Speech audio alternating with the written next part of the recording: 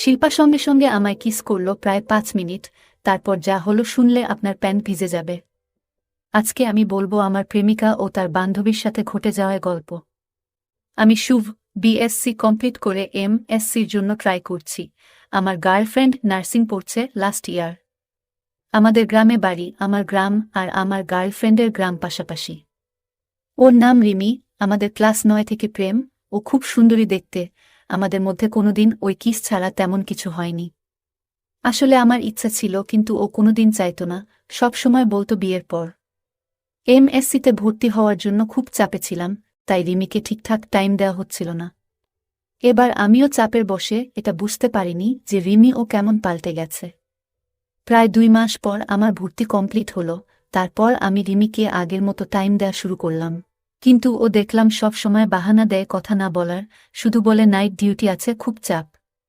তারপর দেখলাম আজকাল নাইট ডিউটি যাওয়ার সময় ও ফোন নিয়ে যাচ্ছে।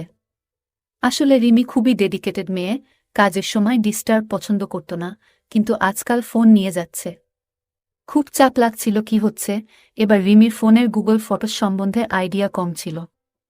সেকেন্ড ইয়ারে পড়ার সময় আমি ওর ফোনের গুগল ফটোসে আমার একটা ফেক আইডি দিয়ে রেখেছিলাম, কারণ রিমি কোনো সেক্সি পিক তুললে ও ভাইরাল হবার ভয়ে আমায় পাঠাতো না। ওই সব পিক পাওয়ার জন্য আমি ওই গুগল ফটোস এ আমার ফেক আইডি দিয়ে অটো ব্যাকআপ চালু করে রেখেছিলাম।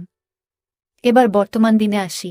আমি যখন দেখলাম রিমির ব্যবহারে কিছু পরিবর্তন আসছে, তখন আমি ওই গুগল ফটোসে আমার ওই ফেক আইডি দিয়ে লগ ইন করলাম।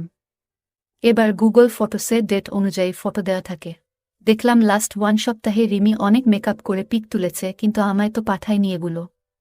এবং দেখলাম ডিউটি গেছে বেশ সেজে গুজে। এবার এই সবের মাঝে একটা ছেলের ছবি ডাক্তারের কোট পরে। পিকটা ওপেন করতেই দেখলাম নিচে লেখা আছে, ক্যাপিটুরেট বাই ডা সোহেল। প্রথমেই ভাবলাম তার মানে রিমি এই ডাক্তারের সাথে কিছু চালাচ্ছে।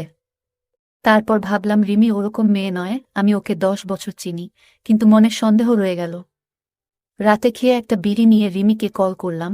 ও ফোন ধরে বলল নাইট ডিউটি চলছে, এবং খুব চাপ বলে ফোন কেটে দিল। আমি বিড়ি খেয়ে গুগল ফটোস খুলে ওই অ্যাকাউন্টটা চেক করতে শুরু করলাম। দেখলাম একটা নতুন ফটো আপডেটেড হয়েছে। ক্লিক করতেই দেখলাম রিমি ওই ডাক্তার সোহেলকে জড়িয়ে ধরে আছে। ফটোর নিচে ডেট দেয়া আছে গতকাল 4টা। পিকটা দেখেই চোখ থেকে জল বেরিয়ে গেল। ভাবলাম রিমিকে ফোন করে উত্তাল গালাগাল করি, কিন্তু তারপরই একটা পিক আপডেটেড হলো গুগল ফটোস এ আজকের ডেটে। এবং সেই পিকে রিমি হাসপাতালের একটা বেডে শুয়ে আছে আর ডাক্তার সোহেলকে জড়িয়ে ধরে। টাইমটা দেখলাম 10টা। ঘড়ির দিকে তাকালাম, দেখলাম 10টা 5 বাজছে। বুঝলাম রিমি এখন ওই ডাক্তারের সাথে মজা নিচ্ছে, তাই ফোন কেটে দিল। তারপর 1 ঘন্টা কোনো আপডেট নেই। 1 ঘন্টা টানা বিড়ি খেয়ে কাটালাম। হঠাৎ রাত 12টার সময় দেখি একটা ভিডিও আপলোড হলো। ভিডিও এসেছে দেখেই আমার মাথা খারাপ হয়ে গেল। ডাউনলোড হতে 5 মিনিট টাইম নিল। তারপর ভিডিওটা চালু করলাম। দেখলাম ভিডিওটা শ্যুট হয়েছে হাসপাতালের বেডের পাশের যে হার্ট রেট দেখানোর মেশিন থাকে তার পাশে ফোন রেখে। আর দেখলাম ওই ডাক্তারটা রিমির সাথে খারাপ কাজ করছে। রিমি কষ্টে খুব ছটপট করছিল, আর ওই ডাক্তার রিমির মুখ চেপে ধরে রেখেছে। আমার অনুযায়ী এটা রিমির প্রথম, তাই কিন্তু ভিডিওটা শেষ হতেই আমার খুব কান্না পেল। নেক্সট দিন ওর কলেজ হাসপাতালের সামনে চলে গেলাম মাথা ঠান্ডা করে পুরো ব্যাপারটা জানতে। কিন্তু রিমি কলেজের গেটের বাইরে এলো না। ও বলল ওর শরীর খারাপ। তখনই হঠাৎ শিল্পার সাথে দেখা। শিল্পা হলো রিমির বেস্ট ফ্রেন্ড। ও আমাকে দেখেই মাথা নিচু করে নিল। তারপর আমি ওর সামনে গেলাম আর বললাম চলো একটা সিগারেট খাই। আমি জানতাম শিল্পা সিগারেট খায়। এর আগে আমি রিমি শিল্পা একসাথে বেরোলে সিগারেট খেতাম, আমি আর শিল্পা। রিমি সিগারেট খেত না। সিগারেট জ্বালিয়ে আমি শিল্পাকে জিজ্ঞাসা করলাম কতদিন চলছে রে এসব। ও চোখ বড় বড় করে আমার দিকে তাকালো। ও বলল কিসের কথা বলছিস? আমি বললাম রিমি যা করছে আশা করি তোরা জানিস। ও অনেকক্ষণ না জানার ভান করল।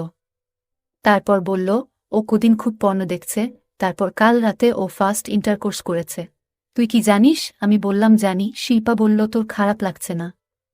আমি বললাম একটু লাগছে, কিন্তু ও যদি মজা পেয়েছে তাহলে ও কি করছে আমি সব জানতে চাই। শিল্পা বলল দেখ, ও ওই ডাক্তারের সাথে অনেকটা সময় কাটাই, এবার তাই হয়তো ওদের মধ্যে কিছু শুরু হয়েছে। তবে ও কিন্তু তোকে ভালোবাসে। আমি বললাম চল ময়দান যাই, একটা করে বিয়ার খাবো। ও রাজি হলো। ময়দান এগিয়ে দুজনে বিয়ার খেলাম। তারপর শিল্পা বলল রিমি ভুল করছে জানি, কিন্তু আমি ঠিক করে দেব, তুই চাপ নিস না। আমি বললাম শিল্পা তোকে কিস করব। শিল্পা বলল এখানে। আমি বললাম তাহলে তোর আমায় কিস করতে কোনো প্রবলেম নেই। শিল্পা লজ্জায় পড়ে গেল। শিল্পা বলল দেখ তোকে আমি খুব ভালোবাসি, কিন্তু বেস্ট ফ্রেন্ডের বয়ফ্রেন্ড, তাই নিজেকে কন্ট্রোলে রাখি। আমি বললাম আমিও তোকে খুব ভালোবাসি। শিল্পা সঙ্গে সঙ্গে আমায় কিস করল প্রায় 5 মিনিট।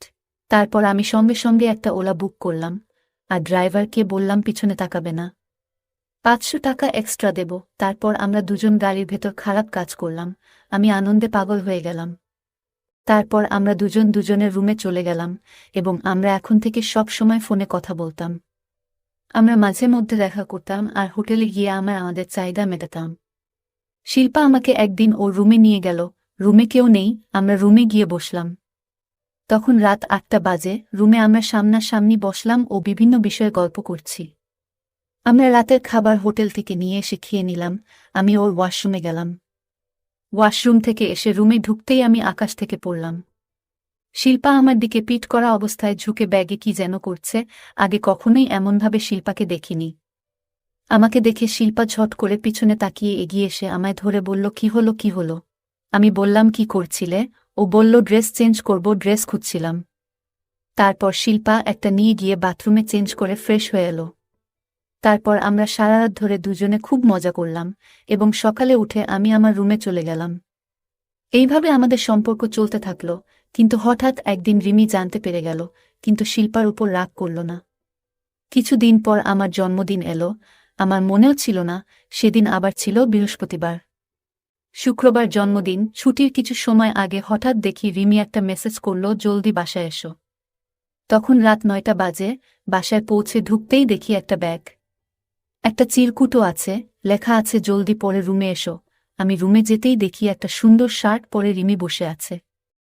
আমি বুঝলাম রিমির শিল্পার উপর হিংসা হচ্ছে, তাই মনে প্রাণে আমায় কাবু করতে চাইছে।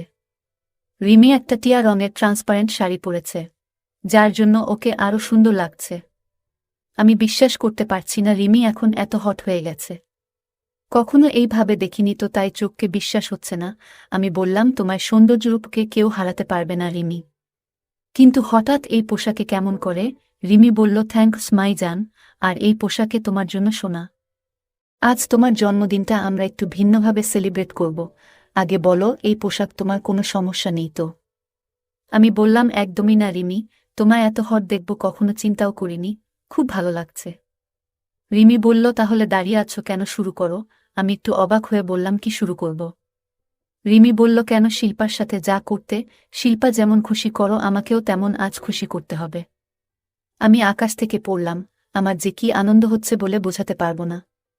তারপর আমি আর দেরি না করে আমি ওকে খুশি করার কাজে লেগে পড়লাম। বেশ কিছুক্ষণ মজা করার পর আমরা ক্লান্ত হয়ে যাই এবং ঘুমিয়ে পড়ি। এরপর থেকে আমি দুজনের সাথে মজা করতে থাকি। এইভাবে কাটতে লাগলো দিন। যাই হোক, আজকের ভিডিও এই পর্যন্ত। যদি আমাদের ভিডিওগুলি ভালো লাগে তাহলে লাইক, কমেন্ট এবং শেয়ার করুন, আর সবার আগে ভিডিও পেতে আমাদের চ্যানেলটাকে সাবস্ক্রাইব করুন। সবাইকে ধন্যবাদ।